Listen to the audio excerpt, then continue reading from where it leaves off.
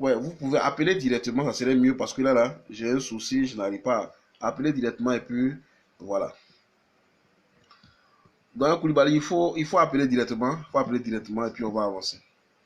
Appeler directement parce que je n'arrive pas à retrouver le téléphone. Voilà, c'est bon. Voilà. Pour tous ceux qui veulent appeler, qui veulent intervenir, vous pouvez directement appeler.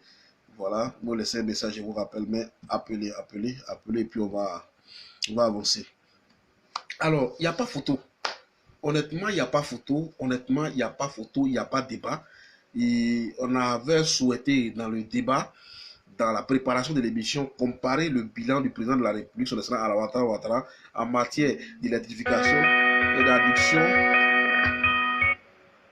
d'adduction en eau potable.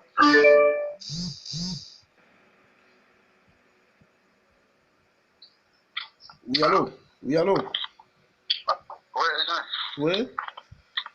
Ouais, je t'avais dit que je reviendrai encore intervenir sur le deuxième point, ce qui concerne la plateforme de l'opposition et puis le bilan du président. Je pense que les vidéos et les images parlent d'elles-mêmes. Je me demande bien s'il y a encore des commentaires à faire ou bien s'il y a à montrer quoi que ce soit, à moins d'être aveugle. À moins d'être aveuglé par la haine. Sinon, les images et les réalisations parlent d'elles-mêmes. Et les populations qui sont directement impactées par les travaux, n'est-ce pas, d'infrastructures et autres, les constructions d'infrastructures, les populations qui sont directement impactées sont les meilleurs témoins. Donc, ce ne sont pas des cyberactivistes pro-Gbagbo, pro-Soro ou de ces aigris tapis dans l'ombre ou à des milliers de kilomètres qui vont nous apprendre ce que nous on voit ici de visu. Parce qu'en 2020, ce ne sont pas eux qui iront voter ou bien ce ne sont pas les connexions qui votent. C'est l'individu, c'est le Livoirien lambda qui se déplace avec son bulletin pour aller le mettre dans l'urne. Donc le villageois qui a des centaines de kilomètres d'Abidjan, bien qui est dans un coin de Bokanda là-bas, lui voit qu'il y a, n'est-ce pas, des travaux, il y a des changements, n'est-ce pas, dans son environnement, et il sait bien qui est à la base de ce changement-là. Mais il ira voter pour lui. Ce n'est pas tout ce qu'on écrit sur Internet ou bien toutes ces conneries qui se racontent, excusez-moi, qui se racontent un peu partout là, qui vont enlever au RHDP ses acquis. C'est pas possible. Donc ces gens pensent que tout se passe sur Internet. Tout ne se passe pas sur Internet. Même nous-mêmes aujourd'hui qui intervenons, n'est-ce pas, sur les réseaux sociaux, on ne dit pas que c'est gagné pour nous. Non, pendant que nous parlons sur les réseaux sociaux, mais il y a des équipes du RHDP qui se sont déployées sur le terrain, qui vont au contact de la population pour expliquer, n'est-ce pas, ce qui est en train d'être fait. Donc ce n'est pas en restant derrière son téléphone portable et en envoyant des messages pour insulter ou pour dénigrer, ou faire des montages, pour faire croire que c'est l'apocalypse en 2020, que les choses vont basculer en leur faveur. Donc, ils sont en train de se tromper. Donc, Serge, je pense qu'on ne va pas, n'est-ce pas, parler à la place des vidéos et parler à la place des images. Tout est là. Par contre, je voulais m'appesantir sur la plateforme de l'opposition. Et comme le dit Koroba Mori, c'est une forme plate. Effectivement, aujourd'hui, l'opinion nationale et internationale, et je crois qu'elle est en train de se rendre compte qu'on a vraiment affaire à une forme plate. Alors, Guillaume Soro a son plan. Guillaume Soro a son plan. Il fait croire qu'il s'inscrit, n'est-ce pas, dans la vraie politique, où il cherchera à avoir des structures de base, à avoir un parti politique, en fait de façon classique, n'est-ce pas, conquérir, n'est-ce pas, le pouvoir. Et Guillaume Soro a un plan B. Guillaume Soro, en même temps qu'il fait semblant de pouvoir se frotter au PDCI, de pouvoir vouloir se frotter au GOR et à tous ces extrémistes qui l'ont suivi du RHDP, Guillaume Soro a un plan d'attaque du régime. Donc c'est un projet militaire qu'il a comme plan B. Alors il veut endormir les gens avec cette histoire de plateforme et après passer derrière, n'est-ce pas, pour lancer une insurrection armée. Mais pourquoi est-ce que la plateforme ne démarre pas? Elle ne peut pas démarrer parce que les différents responsables politiques qui sont supposés être les futurs alliés, ils ne sont pas idiots, ils ne sont pas bêtes.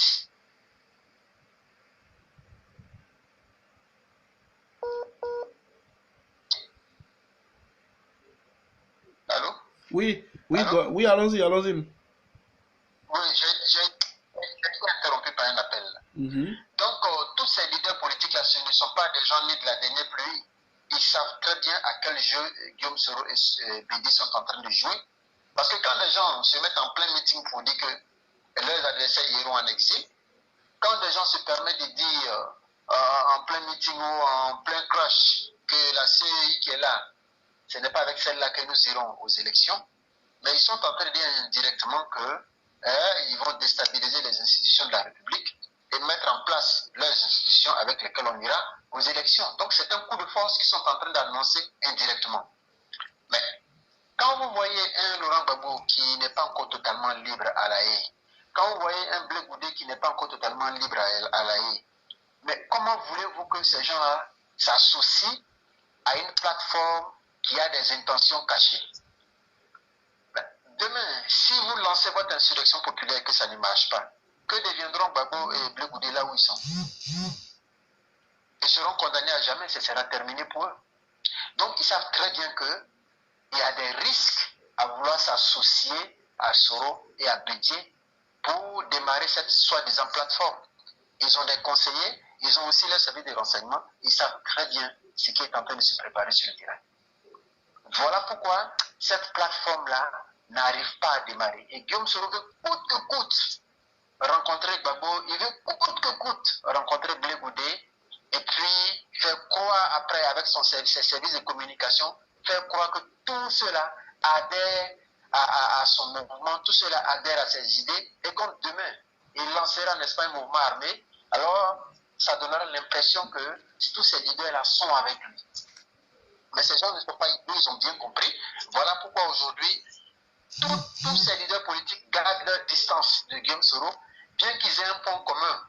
Le point commun, c'est quoi? C'est tout sauf Ouattara. C'est ça le point commun entre eux. Mais je ne crois pas, à mon humble avis, que cette plateforme-là va démarrer. Et je la compare à un véhicule qui est à la gare routière et qui attend des passagers, qui attend que les passagers viennent le remplir avant de démarrer. Mais je vous dis, la plateforme, ce bus de la plateforme-là ne démarrera pas parce qu'aucun passager n'ose monter à bord de ce bus. Alors, Bédié, qui est le chauffeur, est las d'attendre les passagers au point où il commence à devenir hystérique. Et à chacune de ses sorties, ce sont des injures parce que tous les plans qu'ils mettent en place n'arrivent pas à avancer, ils n'arrivent pas à mettre en œuvre réellement leur plan parce que tout le monde craint de se frotter à Soro, parce que tout le monde sait que Soro n'a pas qu'un plan politique dans la tête, il a un plan militaire dans la tête. Et donc tous ces, comme Chanel Cal a dit en début, tous ces allers et retours qu'il est en train de faire, tous ces voyages qu'il fait à travers l'Europe, tous ces tours qu'il fait, et son arrivée qu'il annonce et jamais il ne vient parce qu'il sait bien ce qu'il a fait avant de partir. Il sait bien qu'est-ce qu'il a laissé ici avant de partir. Mais comme on le dit, il y a un adage qui dit le criminel revient toujours sur le lieu de son crime. Donc Guillaume Soro, tu vas beau tourner, tu vas beau faire des voyages, va où tu veux, si tu veux même faire un tour sur la Lune, mais la Côte d'Ivoire t'attend, tu vas revenir.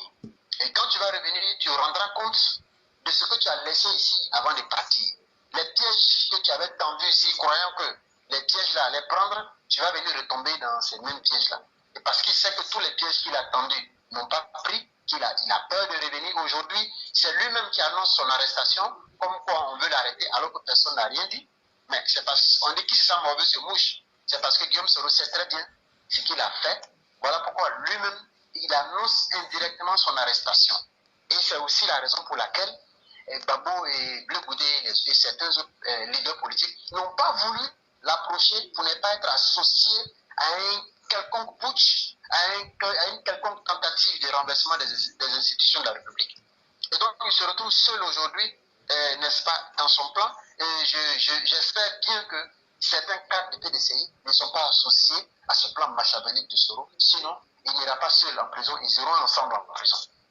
Donc, pour répondre à la question sur la plateforme, cette plateforme ne va pas démarrer. Cette plateforme est en panne sèche, effectivement. Il n'y a pas de cadeau pour faire démarrer cette plateforme-là. Tout le monde est méfiant.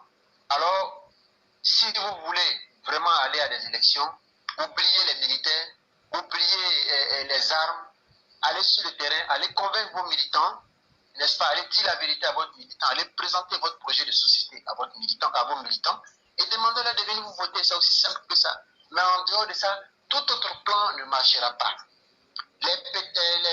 L'essence et l'allumette que vous tenez entre vos mains et qui vous amène à menacer la Côte d'Ivoire pour dire que la Côte d'Ivoire brûlera, l'essence et la boîte d'allumettes que vous tenez entre vos mains vous accompagneront en prison. Si vous avez de la chance. Je dis que si vous avez de la chance, vous vous retrouverez en prison avec tous les instruments que vous avez pour brûler la Côte d'Ivoire. Maintenant, si vous n'avez pas de la chance, je vous laisse imaginer la suite.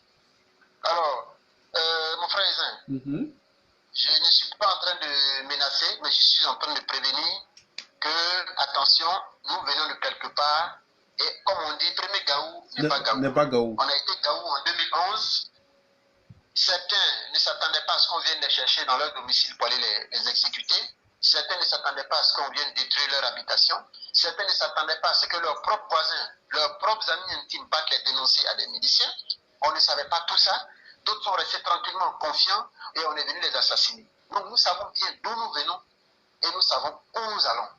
Donc ce qui s'est passé en 2011, franchement, je doute fort que ça se passera parce que chaque Ivoirien a retenu la leçon et chacun sait exactement comment prendre ses dispositions pour ne pas que la Côte d'Ivoire brûle. Elle ne brûlera pas, nous allons brûler les brûleurs eux-mêmes. Voilà, donc c'est ce que j'avais à dire. Merci, Koro. Merci beaucoup, Dr. Koulibaly. C'est le mot des faits. J'aime bien le mot des faits. La Côte d'Ivoire ne brûlera pas. Nous allons brûler les brûleurs eux-mêmes. C'est ça. La Côte d'Ivoire ne brûlera pas. On va brûler les brûleurs. Koro Black Samurai Berté. C'est ça. La Côte d'Ivoire ne va pas brûler. On va brûler les brûleurs. Tous ceux qui ont intention de brûler la Côte d'Ivoire, nous, on va le brûler. Sinon, la Côte d'Ivoire, elle ne brûlera pas. C'est vous qui allez brûler. C'est vous qui allez brûler, c'est vous qui allez brûler. Merci pour cette intervention autre de qualité. Voilà, que ce soit dans la forme, mais aussi dans le fond. C'est ça qui est le plus important, c'est ça aussi la réalité. Alors, quand nous revoyons les choses, quand nous voyons un peu, je veux dire, parler même de bilan en matière, d'abord parler de les plateformes. Le doyen l'a dit tout à l'heure, plateforme, forme plate. Finalement, c'est une forme plate sans, il n'y a pas de contenu, il n'y a rien dedans. Et puis voilà, il y a un journaliste qui demandait la dernière fois au président de la République nationale, je crois que c'était à Paris. Là, on lui a posé la question, mais vous voyez, l'opposition se réunit, le PDCI, tout ça, il se retire. Il a dit, mais le PDCI, il y a qui là-bas? C'est la question que le président a posée. Il dit, il y a qui là-bas? Mais en réalité, il n'y a personne dans cette plateforme-là. C'est une plateforme qui est vidée de son contenu. Voilà quelqu'un qui était chaud auparavant. C'était Bion, mais qui ne parle plus. Parce que Bion s'est rendu compte que lui-même, là, le vieux ne fait plus la promotion des jeunes. Le vieux lui-même, il veut être président. Donc Bion s'est tué. Actuellement, il est calme. Il est tranquille. Kakabe, l'opportuniste. Kakabe qui veut être un jour lui aussi président de la... vraiment. Président de la République de Côte d'Ivoire. Il a tourné un peu partout, il a roulé sa bosse un peu partout. Bédier ayant le dos au mur, comme on le dit chez nous en Bambara, qu'on dit qu'il est dans hein? Donc, il a le dos au mur. Il rappelle tous ses enfants pour c'est ça. Donc, Kakabe aujourd'hui est devenu le nouveau, comment je vais dire, et lui aussi menace les gens. Lui aussi il parle. C'est ça aussi la politique en Côte d'Ivoire. La Côte d'Ivoire ne brûlera pas. Nous allons brûler les brûleurs. Nous allons brûler les brûleurs. Rentrez ce soir chez vous avec ces mots-là, avec ces expressions. C'est ça, c'est très important. Il faut que ce soit publié partout. La Côte d'Ivoire ne brûlera pas. Juste après ce direct-là. Juste après ce direct. Si tous ceux qui ont suivi ce direct-là, vous mettez sur votre mur, la Côte d'Ivoire ne brûlera pas. Nous allons brûler les brûleurs de la Côte d'Ivoire. Vous mettez sur votre mur, vous m'identifiez, je viens valider ça. C'est important. Ça, c'est un bon message à retenir. Oui, c'est Dina Farala qui est en direct, il n'y a pas de... Voilà, c'est important. Alors, on va revenir sur le bilan. Honnêtement, par le bilan en matière d'électrification, d'addiction en eau potable, par rapport au président de la République nationale Alassane Ouattara et son gouvernement, et puis par rapport à Gbagbo, franchement, je dirais que, honnêtement, excusez-moi du terme, mais j'allais dire c'est une injure. Faire un bilan, comparer les deux, c'est une injure. Parce que ce n'est même pas le même championnat. Honnêtement, ce n'est pas le même championnat. C'est comme si vous comparez le championnat de première division ivoirienne, qui est un championnat relevé d'Azur, qui est un des beaux championnats de la sous-région. Mais c'est comme si vous voulez comparer le championnat ivoirien à la première ligue. C'est le championnat, le championnat anglais à la première ligue. C'est difficile. C'est même pas les mêmes moteurs, c'est pas les mêmes tubos, c'est pas les mêmes catégories si on est en boxe. C'est réel. C'est pourquoi, pour pouvoir leur donner un peu de contenu et un peu de poids, j'ai joué à Gbagbo avec qu'on a Bédié et j'ai ajouté le petit là-dessus, le petit gros dessus, le féticheur de Ferke. Et puis moi, j'ai même mis pour qu'ils aient un peu de poids vis-à-vis du programme de ce qui a été fait par le président de la République, son gouvernement sur le CNS Alassane Ouattara. Nous, au-delà de tout ce que vous pensez des bureaux frustrés que vous voyez, de ceux qui passent sur la toile, sur les réseaux sociaux un peu partout, nous là, par rapport à ce que nous faisons comme boulot, par rapport à ce que nous faisons comme travail, nous sommes dans tous les villages chaque jour, nous empruntons les pistes. Des pistes auparavant qu'on ne pouvait pas, je veux dire, avoir accès à des villages, tous ces voies-là sont reprofilées. Ce n'est pas le débat de ce soir. Donc moi, je vais concentrer sur le principal. Mais aujourd'hui, les villages, il a dit, un village de plus de 500 habitants. Le président de la République dit, quand vous avez un village de plus de 500 habitants et puis vous n'avez pas d'électricité, prenez une feuille, prenez un bic, écrivez au président de la République, écrivez au président de la République, vous m'envoyez la lettre, je reçois la lettre, je vous apporte l'électricité. Mais avant ça, ce que je voulais préciser, pour qu'un gouvernement soit capable de réagir comme ça, pour qu'un président soit capable de dire, dans un village, là où vous avez plus de 500 habitants, écrivez-moi pour que je puisse venir électrifier la localité. C'est qu'en amont, ce gouvernement a mis en place une stratégie. C'est qu'en amont, ce gouvernement a mis en place une politique déjà qui peut lui permettre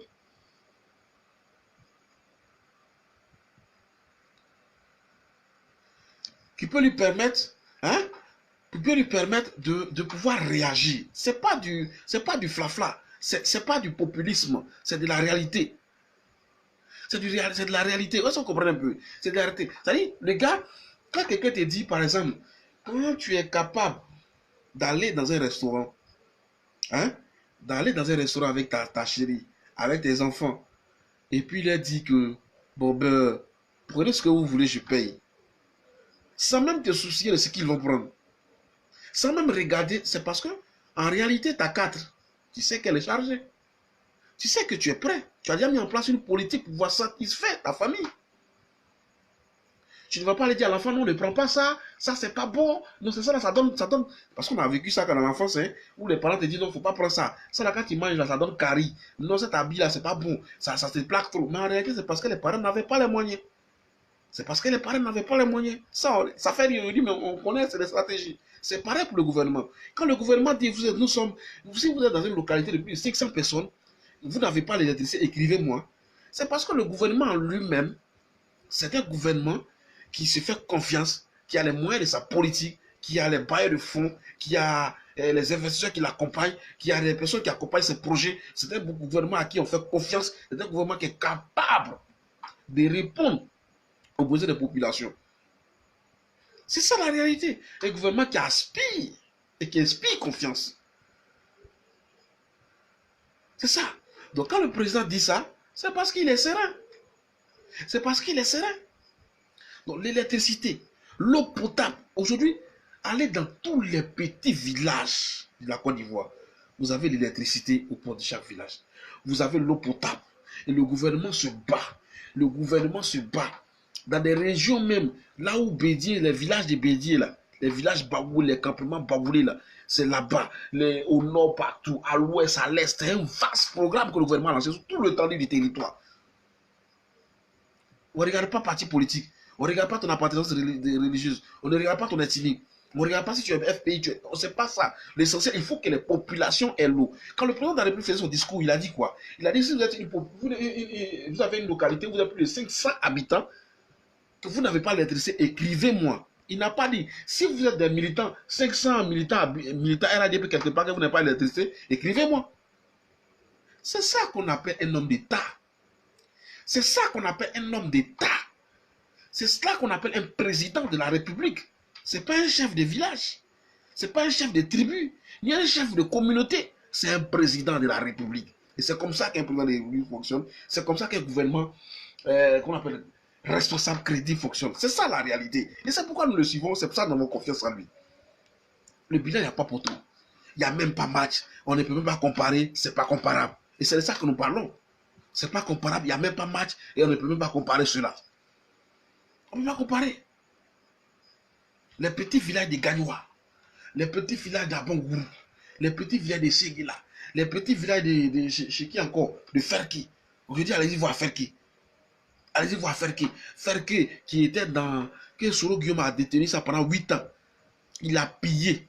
Il a fait tout ce qu'il voulait faire. Il a fait du nord ce qu'il voulait. Aujourd'hui, tout le nord est électrifié. Tout le nord est restauré. Tout le nord est en chantier. Tout le nord a l'eau potable. C'est ça la réalité. C'est de ça que nous parlons. C'est ça la vérité. Et c'est ça que nous allons aller à 2020 et nous allons parler de bilan contre bilan. Bilan contre bilan. Ce que le président de la République Ouattara a fait, ce que son gouvernement a fait, et ce que ses adversaires politiques, ceux qui veulent diriger la Côte d'Ivoire, ceux qui sont en face de nous aujourd'hui, ceux qui veulent être président de la République de Côte d'Ivoire, c'est qu'ils aussi ils ont fait. Parce qu'eux tous ont déjà dirigé la Côte d'Ivoire. Que ce soit Harry Béti, il a déjà dirigé la Côte d'Ivoire. Que ce soit Soro Guillaume, il a déjà dirigé la Côte d'Ivoire. Que ce soit même le FPI illégal de Laurent Gbagbo, qui aujourd'hui, qui sortira des prisons selon les gores dans les têtes, qui viendra bientôt, qui va sortir des prisons, c'est tout le mal que je lui souhaite, et qui va venir. Au lieu de chercher à se reposer, au lieu de chercher à s'occuper de ses enfants qui vont décrire dessus, il va aller maintenant se lancer dans une autre carrière politique, dans un autre combat pour devenir président de la République, pour se venger, parce qu'il doit se venger de ceux qui l'ont. Vous voyez un peu les mentalités dans lesquelles nous sommes. Mais aujourd'hui, le pays est en travail. Le pays est au chantier. Les Ivoiriens sont satisfaits du programme d'électrification, du programme d'addiction en eau potable aujourd'hui. Le taux de couverture aujourd'hui n'est plus loin des 100%. Le taux de couverture aujourd'hui en matière d'électricité et en matière d'eau potable n'est plus loin des 100%. Et c'est ça la réalité, c'est ça la vérité sur le terrain. C'est ça aujourd'hui. Voilà pourquoi aujourd'hui l'opposition actuelle ne peut pas attaquer le gouvernement sur ses projets. Ne peut pas attaquer le gouvernement sur ses... Est-ce que vous avez entendu dire Bédier une fois dit, Bédier dit, est-ce que vous avez entendu parler Soro Guillaume dit, ou bien dit, Henri Konaté dit que dans les villages il n'y a pas l'eau. Vous avez envie de entendre ça? D'ailleurs, ce n'est pas ça sa préoccupation. La préoccupation de Bédier, ce n'est pas qu'il y ait l'eau dans les villages. La préoccupation de Bédier, ce n'est pas qu'il y ait le courant dans le village. La préoccupation de Laurent Gbagbo, ce n'est pas ça. La préoccupation de Blé Goudé, ce n'est pas ça. Les gens veulent être président de la République de Côte d'Ivoire. Point barre. Les gens veulent que ce soit eux. C'est tout. Personne ne parle des populations. Est-ce que les populations sont en phase avec le gouvernement? Est-ce que les populations se ressentent dans le programme social du gouvernement? Est-ce que les populations bénéficient des retombées? Non, ça, c'est pas ça qui est à l'ordre du jour. C'est pas ça qui est à l'ordre du jour. On veut être président de la République, coûte que coûte, va qui vaille. Et c'est pourquoi on s'en va sortir des discours. De dire qu'on parle des Maliens, on parle des orpailleurs clandestins, on parle de tout ce que vous savez. C'est ça. Chers frères et sœurs, je pense que nous sommes à quelques minutes de la fin de notre mission de ce jour. Nous sommes à 5 minutes de la fin de notre mission de ce jour. Je pense que le débat, il a été enrichissant. Le débat était élevé et nous avons passé un merveilleux moment ensemble. Et nous avons pris pour habitude de dire que, avec souvent, malgré l'amour que tu as pour ton cadavre, malgré l'amour que tu as pour ton parent décédé, souvent tu te retrouves dans l'obligation d'aller l'enterrer. Pas parce que tu ne l'aimes plus, mais c'est l'obligation. Ça s'impose à toi. Malgré l'amour que tu as pour ta chérie, il arrive des moments où vous êtes obligé de vous quitter, de vous séparer pour un moment. Pourquoi? Afin de pouvoir mieux vous retrouver. C'est ça qui est important. Afin de pouvoir vous retrouver.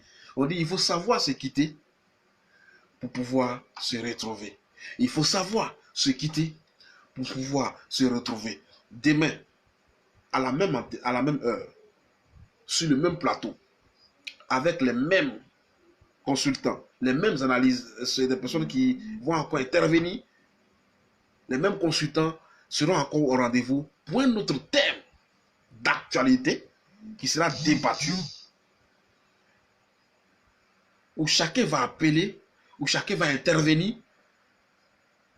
pour encore apporter sa contribution, son édifice à la construction de notre pays qui est en marche. Mais chers frères et sœurs, nous n'allons pas nous quitter comme ça. Nous n'allons pas nous quitter comme ça.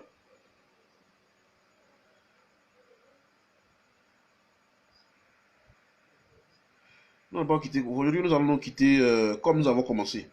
Voilà. Et à chaque fois que vous allez entendre ce son-là, prenez l'habitude, à chaque fois que vous allez entendre ce son, si vous êtes quelque part, vous êtes dans le métro, vous êtes à la maison, vous êtes que vous entendez ce son, dites-vous que Dina Farala est en direct. Dites-vous que les gens de la plateforme, la voix des citoyens sont en direct. Ils ont encore quelque chose encore. Arrêtez tout. Une fois que vous entendez